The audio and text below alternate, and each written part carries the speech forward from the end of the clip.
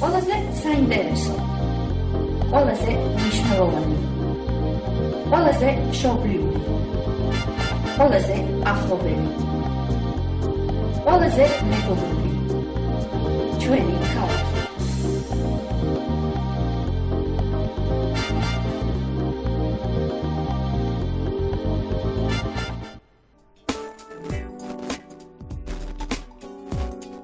საღამოშვიდობისა თქვენ რადიო რიონს უსმენთ FM 105.5-ზე. ეთერში გადაცემა ჩვენი ქალაქი არის გადაცემა ყველა ადამიანისათვის, ვისაც უყვარს ქუთაისი, უხარია მისი სიხარული, აწუხებს მისი სატკივარი და ზოგადად ყველა იმ ადამიანისათვის, ვისაც აქვს საკუთარი ქალაქი, მიუხედავად იმისა, თუ სად ცხოვრობს იგი. შემოგვერთით ტალღაზე, როგორც უკვე გითხარით FM 105.5, იყავით პოზიტიურები, შეიქმნით განწყობა და ალბათ ამეთანხმებით იმაში, რომ განწყობა ყოველს გვეხმარება ხოლმე ყოველთვის.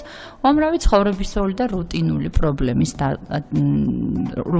პრობლემის, როგორ ქვია, დამარცხებაში, მოდი ასე ვთქვათ.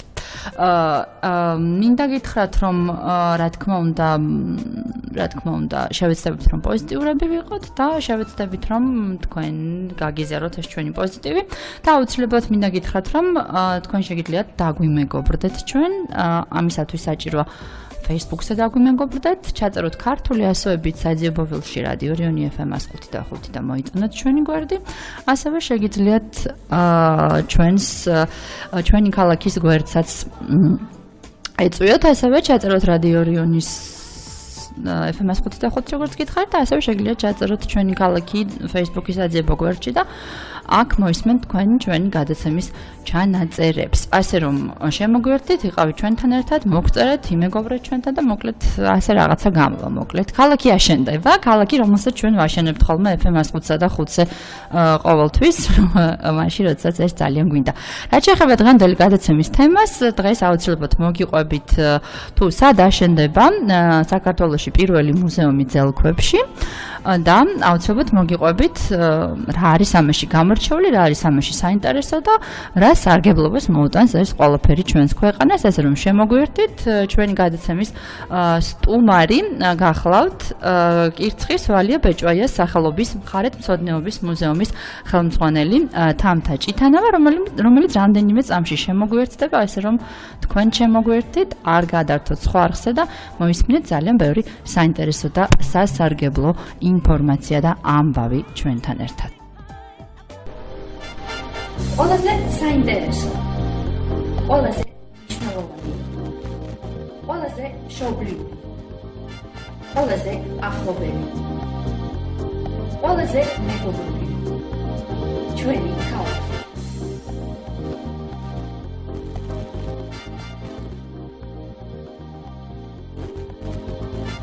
მოდით პირველად უპასუხოთ ჩვენს მელას კითხვაზე, სად აშენდება პირველი მუზეუმი, რომელიც იქნება მუზეუმი ძელქვებში და როგორც ვიცი, ასეთი მუზეუმი არ აქვს საქართველოში. სად აშენდება? სად? მუზეუმი ძელქვებში აშენდება ჩხოვეწყოს მუნიციპალიტეტის სოფელ კირცხში. ხო. და რა არის ამაში განსაკუთრებული, რატომ არის მნიშვნელოვანი მსგავსი რამ და რატომ არის ეს პირველად საქართველოში? არ არის სხვა მსგავსი? პრინციპში ალბათ გამის რომ არ არის სხვა, რახან ვამბობთ რომ პირველად. თუმცა რაღაცა ამ ბოლო დროს მოდაშია ასეთ სიტყვების გამოყენება. პირველად, ექსკლუზიურად, კიდე რა ვიცი, ბევრი სიტყვა ასეთი. რატომ საქართველოში, რატომ კირცხში და რატომ? დიახ. ჩვენ საქართველოშიც და არათუ საქართველოში მთელ მსოფლიოში ვიცით, რომ გვაქვს ძალიან ბევრი მუზეუმი. ძელქვებს რაც შეეხება, ძელქვებიც ასევე გვაქვს, მაგრამ ძელქვა არის წითელ ნუსხაში შეტანილი მცენარეები, უნიკალური ჯიშის ხეები, რომლებიც იმიტომ არის სწორედ წითელ ნუსხაში შეტანილი, რომ ყველგან არის სულ მსოფლიოში რამდენიმე ადგილას და გვაქვს ძელქვის კორომი სოფელ კირცხში, ქალაქ ჩხოვეწყულში, ანუ სოფელ კირცხში, სკოლის ეზოში და ეს არის უნიკალური კორომი და ამ კორომში აშენდება მუზეუმი. ანუ მუზეუმი ცალკე ბევრგან გვაქვს, ასევე ძელქვა გვაქვს არაერთ ადგილას, მაგრამ მუზეუმი ძელქვებში, სხვათა შორის მინდა ვთქვა, რომ არათუ საქართველოში სპეციალისტების თქმით, მსოფლიოში ამის ანალოგი არსად არ არის, ეს დადასტურებული ინფორმაცია. ძალიან კარგი თუ ასეა. და ალბათ ეს იქნება რაღაცა ერთიანობა ძელქვების და ექსპონატების, რომელიც არის მუზეუმში, ხო? აი ხა მოდით მოვყვეთ ჩვენს მენელს მუზეუმზე, რომელიც უკვე არსებობს და ბუნებრივია მუზეუმის არსებობისთვის საჭიროა შესაბამისი ექსპონატები. რა თქმა უნდა. ჩვენი მუზეუმის არსებობა 1961 წლიდან ჩაიყარა საფუძველი და ნახევარ საუკუნეზე მეტი დროის განმავლობაში საკუთარი შენობის გარეშე სრული დატვირთვით ფუნქციონირებს. ეს მუზეუმი არის ვალია ბეჭვაიას შექმნილი და მისი სახელობის. და საინტერესოა ის, რომ მიუხედავად იმისა, რომ საკუთარი შენობა მუზეუმის ამ ხნის განმავლობაში 1961 წლიდან დღემდე არ აქვს. აქ მუდმივად ხორციელდება სამეცნიერო თუ საგანმანათლებლო პროექტები და სხვა სახის პროექტები მუდმივად. და ასე არ აქვს შენობა მუზეუმს, ეს როგორ შეიძლება? ესეთი ცალკე ესეთი თემა სენსაციური, როცა რაღაცა მუზეუმს არ აქვს შენობა და ფუნქციონირებს სრული დატვირთვით. ბებია იყო პედაგოგი, ქიმია ბიოლოგიის სპეციალისტი. საუბარია ვალია ბეჭვაიაზე, რომელიც არის თქვენი ბებია. უთხრათ მოდი სადემსას. და შესაბამისად მუზეუმის ექსპონატები მან თავიდანვე სკოლის შენობაში განათავსა და შემდეგ უკვე სკოლის ოთახი გამოიყო 2005 წლამდე მას საკუთარი ოთახი არ ჰქონდა, სხვადასხვა ოთახებში იყო განთავსებული ექსპონატები და უნიკალური ექსპონატები. ეს საუბარია ქრისტეშობამდე მეორე 1000 წლეულით თავი. მოდი უფრო დაწვრილებით მოვყვეთ ექსპონატებზე თანაც აუცილებლად, თუმცა მოდი ჯერ მუზეუმზე მოვყვეთ. და ესე იგი ამ წლების განმავლობაში ესე ფუნქციონირებდა სკოლაში და 2005 წელს განათლების სამინისტროს მიერ იყო გამოცხადებული საგრანტო კონკურსი, რომელში მონაწილეობის შედეგად ვალია ბეჭვაიამ მოიგო გრანტი და მუზეუმისთვის ერთი ოთახი გამოიყო ცალკე ექსპონატების დაწესებად. საუბარია 3000-ზე მეტ ექსპონატზე, მხარეთმცოდნეობის მუზეუმში არსებულ 3000-ზე მეტ ექსპონატზე. ეს არის არქეოლოგია, პალეონტოლოგია, მინერალოგია, ეთნოგრაფია, სხვადასხვა სახის ექსპონატები და უნიკალური ექსპონატები, იმიტომ რომ ჩვენ გვაქვს მათ შორის რამდენიმე, რომლის ანალოგი, მაგალითად, სარნატული სატევარი გვაქვს, რომლის ანალოგი პროფესორ ვახტანგ ლიჩელის აზრით, არათუ საქართველოში, არამედ მთელ კავკასიაში სულ რამდენიმეა. და ჩვენ გვაქვს სარნატული სატევარი მუზეუმში, რომელსაც საკუთარი ფართიც კი არ აქვს ჯერჯერობით, თუმცა უახლოეს მომავალში ექნება, რა თქმა უნდა. ასევე გვაქვს პროტომიანი სტილიზებული ვერძის განდაკებები, რომლის ანალოგი საქართველოში არის სულ რამდენიმე და ასევე ჩვენთან არის. და საიდან ეს ექსპონატები? როგორ მოხდა მასე საინტერესოა ის, რომ ბებიამ ეს ყველაფერი სოფელ კირცხში შეაგროვა. არქეოლოგიაც და აბსოლუტურად ყველა სახის ექსპონატი, რაც ჩვენ გვაქვს. გარდა ნუმიზმატიკისა, ყველაფერი არის ადგილობრივად მოპოვებული და სხვათა შორის კიდე განსაკუთრებით მნიშვნელოვანი ის არის, რომ ძელქვების კორომში არის არქეოლოგიური ექსპონატები აღმოჩენილი ნაპოვნი, მაგალითად გათხრების გარეშე ბრინჯაოს ამაჯურებით ძელქვების კორომშია ნაპოვნი და როდესაც ჩვენ ვამბობთ თუნდაც ექსპონატების თარიღებს და როცა ვამბობთ, რომ ეს არის ქრისტეშობამდე მეორე 1000 წლეულიდან და ასე შემდეგ, ამას არ ვამბობთ ზედაპირულად, იმიტომ რომ ჩვენი ექსპონატები შესწავლილია პროფესორ ვახტანგ ლომიტაშვილის მიერ. ხო, შესაბამისად, როგორც წესი, ექსპონატების შესწავლა საჭირო იმისთვის, რომ გახდეს, რა თქმა უნდა, ისინი მნიშვნელოვანი, ისე ზეპირად, რა თქმა უნდა, ვერ ვიმსჯელებთ. ყველაზე განსაკუთრებული რა არის და სულ რამდენი ექსპონატია რა ვთქვით? 3000-ზე მეტი ექსპონატია. მშვენიერია. პალეონტოლოგია თარიღდება. და ესე იგი ეს ყველაფერი იყო ადგილზე, ხო? კირცხში პალეონტოლოგია თარიღდება 155 მილიონი წლით, 65-დან 155 მილიონი წლით გაქვავებული მცენარეები და ცხოველები, მოგეხსენებათ პალეონტოლოგიის ნიმუშები. საკმაოდ სოლიდური ასაკია და ესე იგი კირცხის ტერიტორია პროფესორების თქმით, ძველად დაფარული იყო, სულად სხვით იყო დაფარული და ეს არის იქ არის ესენი ახლა უკვე ნაპოვნი. არქეოლოგია თარიღდება ქრისტეშობამდე მეორე 1000 წლეულიდან და მოგეხსენებათ პროფესორ ვახტანგ ლიჩელის, პროფესორ დავით ლომიტაშვილის დათარიღებულია ჩვენი ექსპონატები და ასევე სხვადასხვა ზღვით იყო დაფარული, საინტერესოა. რომელი ზღვა იყო? საიდან მოდიოდა სხვა და სად წავიდა მერე ძალიან ბევრი წელი ალბათ ეს 150 მილიონი წელი რთულია ეგეთ გაიხედო ახლა საინტერესოა სკოლის ეზოს მდებარეობა თვითონ სკოლის ეზო სადაც უნდა აშენდეს მუზეუმი ძელქვების სკოლაში. ეს არის ჩვეულებრივი სკოლა, სადაც სწავლობენ ბავშვები. და როგორც მივხვდი, ის ექსპონატები, რომლებიც დროებით არის სკოლის შენობაში, უნდა გადავიდეს ახალ მუზეუმში და რომელიც იმუშავებს უკვე სრული დატვირთვით და იქნება მაგრამ არ გავა სკოლის ეზოდან მუზეუმი აშენდება სკოლის ეზოში სკოლის ეზოს აქვს ძალიან დიდი ტერიტორია და ძელქვებიც არის აქვე ხო? დიახ, რა თქმა უნდა და სკოლას ეკუთვნის თვითონ ძელქვების კორომიც და ძელქვების კორომს განსაკუთრებული მნიშვნელობა კიდე რატომ აქვს სტრატეგიულად და ტურისტული თვალსაზრისითაც ასევე ესე იგი კირცხი ქალაქ ჩხოროწყუდან 8 წუთის სამანქანო გზაზეა და ამის შემდეგ ძელქვებს ენიჭება უკვე გადაწყვეტილია თითქმის ბოლომდე არის ეს პროცესიც მისული უკვე 2019-ში ამიტომ მუზეუმისთვის გარდამტეხი წელი იქნება მუზეუმის ისტორიის განმავლობაში ესე იგი ძელქვებს ენიჭება დაცული ტერიტორიის ბუნების ძეგლის სტატუსი 2019-ში უკვე და ეს იქნება პირველი დაცული ტერიტორია ქალაქ ჩხოროწყუში. ასევე დაცულ ტერიტორიაზე 2019-ში აშენდება მუზეუმი მხარეთმცოდნეობის და 2016 წელს გაკეთდა მუნიციპალიტეტის დაკვეთით მუზეუმის შენობის პროექტი და გადაწყვეტილია რომ 2019-ში უკვე დაიწყება მშენებლობა ძელქვების კორომში დაცულ ტერიტორიაზე აშენდება მუზეუმი და ეს არის ორმაგი დატვირთვის მქონე იმიტომ რომ როგორც დაცული ტერიტორია არის მნიშვნელოვანი ქალაქისთვის და განსაკუთრებული და ასევე არის მუზეუმი, მაგრამ კომპლექსური ჯაჭვი არის ძალიან განსხვავებული. რომელიც ერთმანეთთან იქნება კავშირში აუცილებლად და შექმნის კომპლექსს. როგორი იქნება ეს სტრატეგია და კომპლექსური ჯაჭვი უახლოეს მომავალზე არის საუბარი აქ არ არის წლების შემდგომ რა იქნება 150 მილიონი წელი არ არის. არა, ხო, რა თქმა უნდა.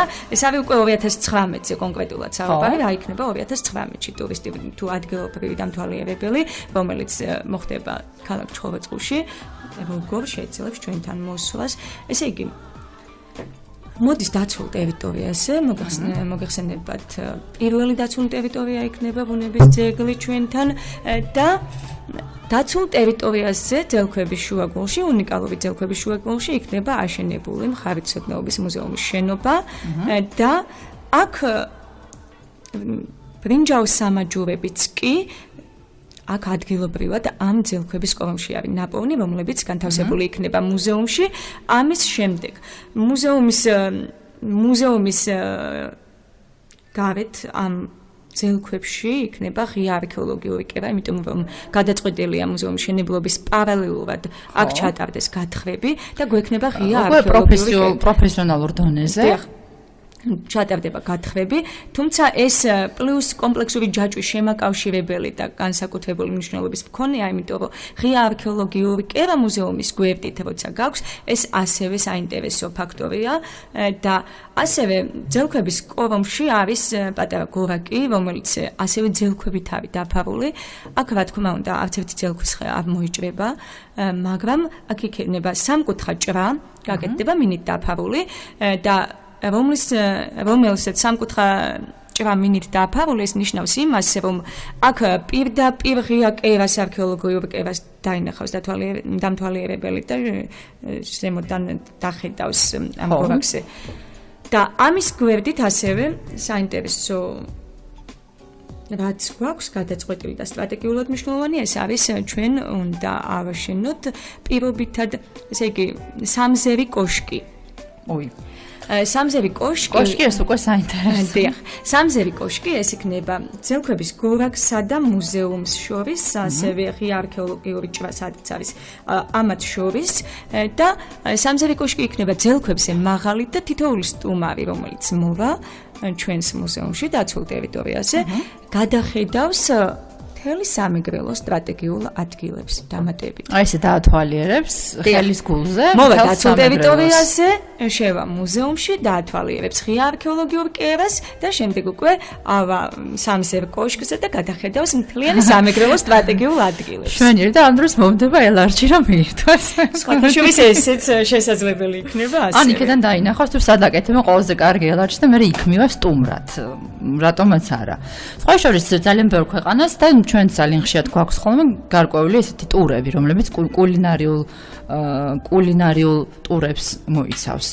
არა მარტო დაათვალიერებას კერძების, არამედ მირთმევასაც და ძალიან კარგად მუშაობს ხოლმე ეგ როგორც წესი, როგორც ამბობენ, თან ყველა ქვეყანას აქვს თავის სამზარეულო, რომელიც როგორ თქვა, ასახავს იმ ქვეყნის კულტურას და ჩვენ საქართველოში ესე გვაქვს. ბევრნაირი სამზარეულო. თქვამი არ გამომივა, მე მგონი.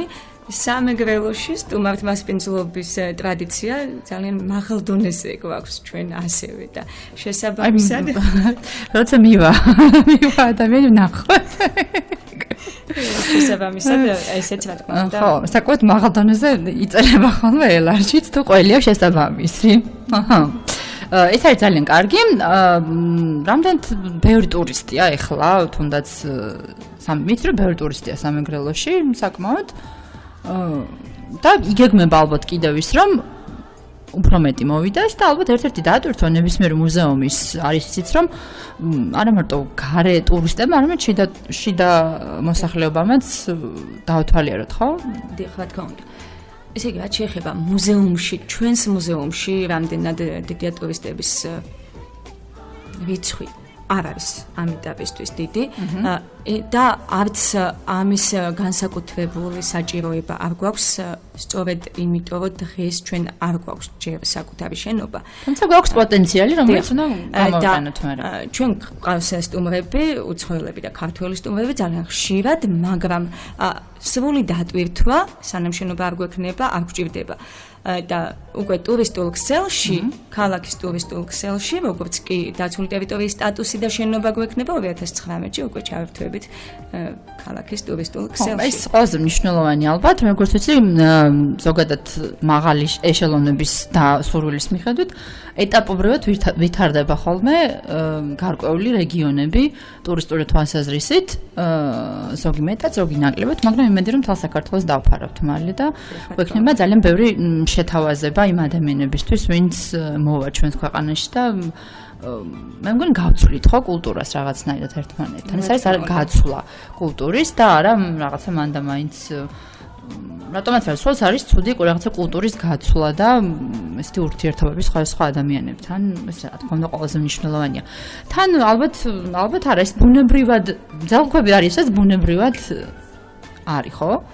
დიახ ვერ დარგავიხა და არ ამოვა ის დღეში.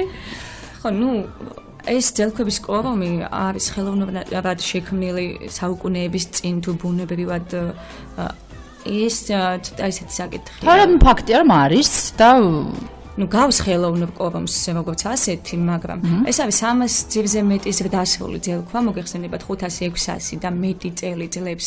და ალბათ ეს ეკოლოგიური თვალსაზრისითაც მნიშვნელოვანია, ხო? რა თქმა უნდა, ეკოლოგიური თვალსაზრისითაც მნიშვნელოვანია და ასევე სუფთა ჰაერია მინიმუმ. რა თქმა უნდა. და ძალიან ლამაზია ასევე. ხო, და ეს სუფთა ჰაერი დღევანდელ დროში არის დეფიციტი. ბევრ ცნობილ ქვეყანაში ჩვენ გვაქვს ბუნებრივად და უფრო უნდა მოვფრთხილდეთ მე მგონი ამ ყველაფერს არა? ძალკვების უნიკალობასთან დაკავშირებით ჩვენ კიდევ ერთი გადაწყვეტილება გვაქვს სტრატეგიული მიღებული რომ ჩვენ მომავალში გეგმავთ ძალკვების სანერგე გავაკეთოთ ამ ტერიტორიაზე და ასევე შევაგროვოთ ძალკვის თესლი და ტურისტი თუ ადგილობრივი დამთვალიერებელი რომელიც ჩვენთან მოვა შეძლებს რომ შეიძინოს სრული შემთხვევაში ძალკვა და თუნდაც თავის ქვეყანაში გაიტანოს ძალკვის თესლი თუ ძალკვის ნერგი კირცხიდან სამახსოვროც წაიღოს. დიახ. კარგი, რატომაც არა მე თუმცა ყველას ეკნება ძალკვი და ჩვენთან აღარავინ არ მოვა.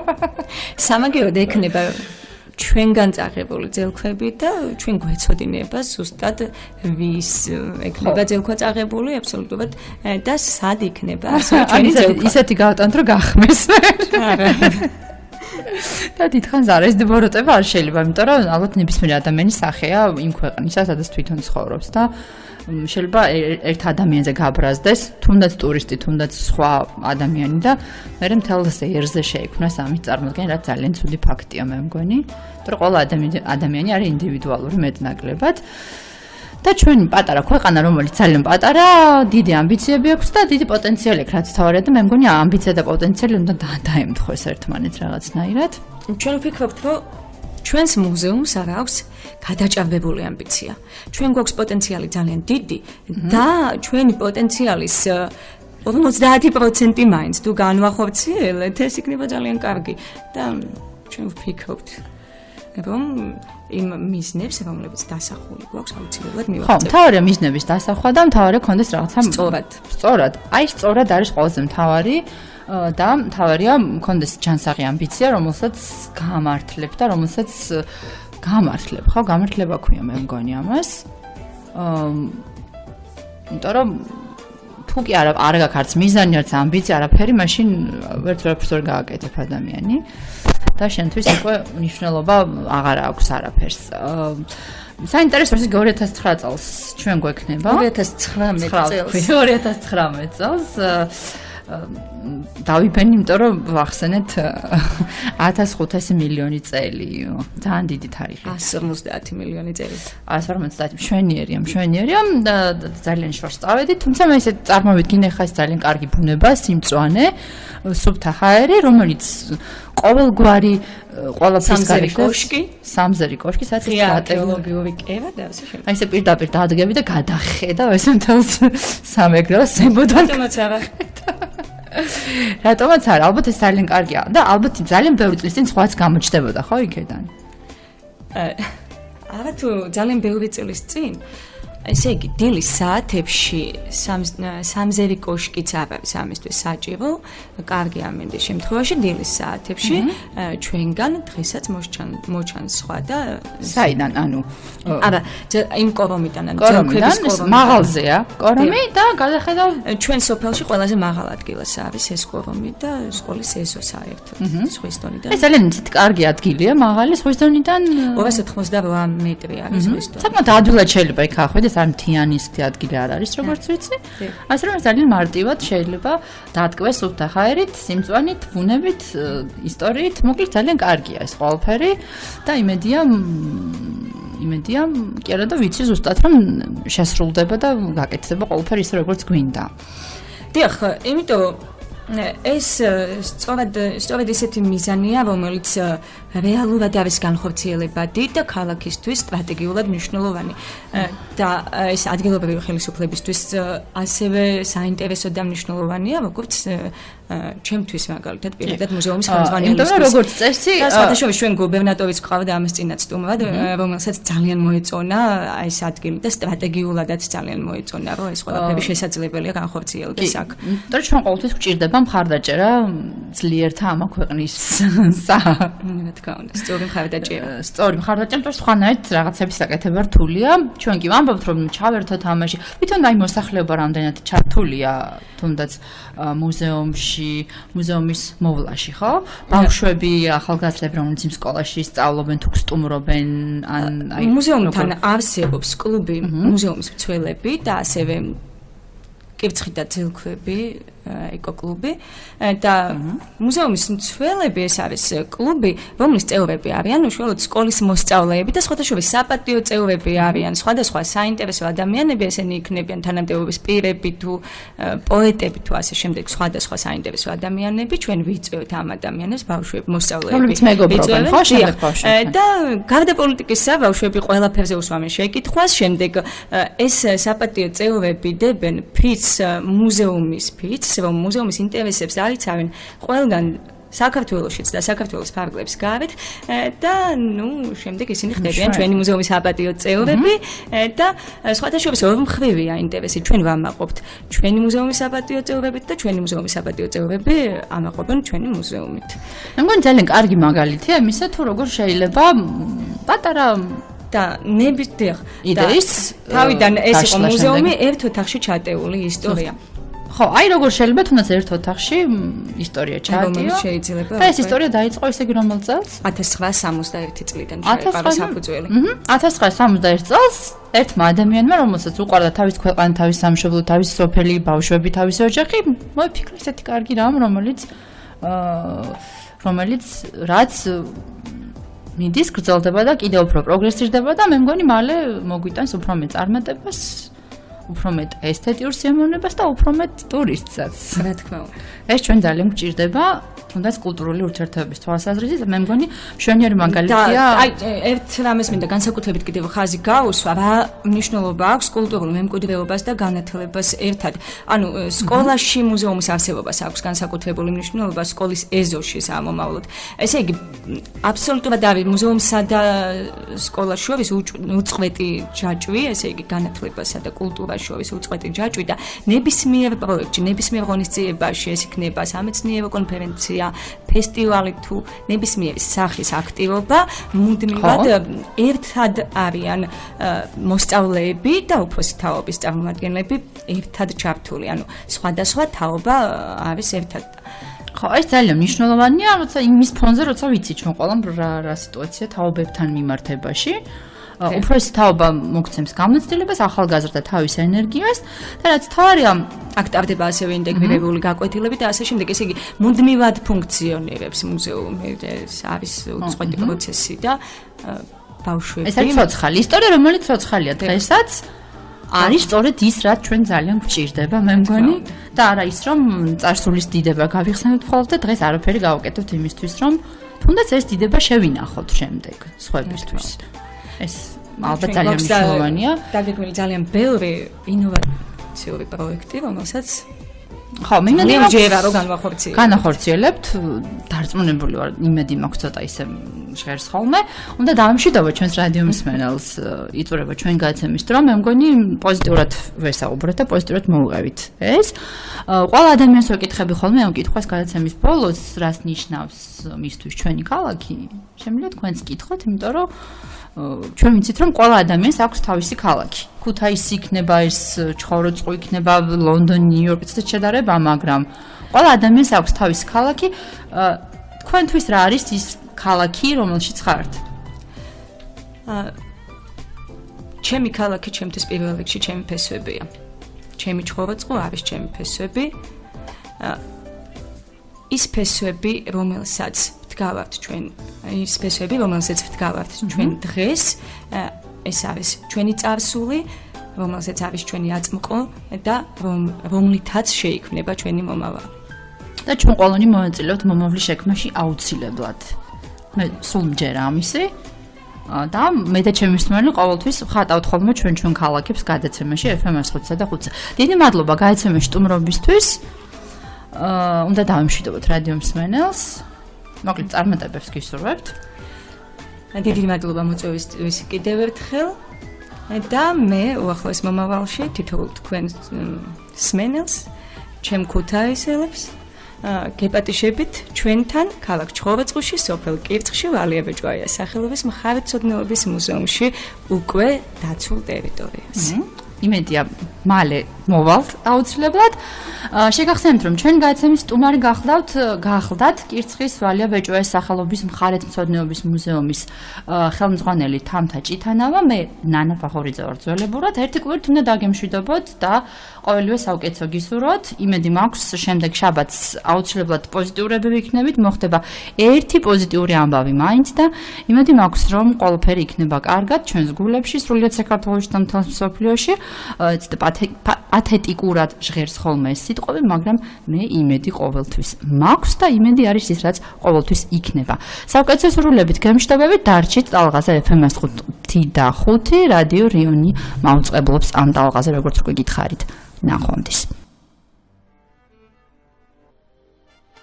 ყველაზე საინტერესო, ყველაზე მნიშვნელოვანი, ყველაზე მშობლიური, ყველაზე ახლობელი, ყველაზე მეგობრული.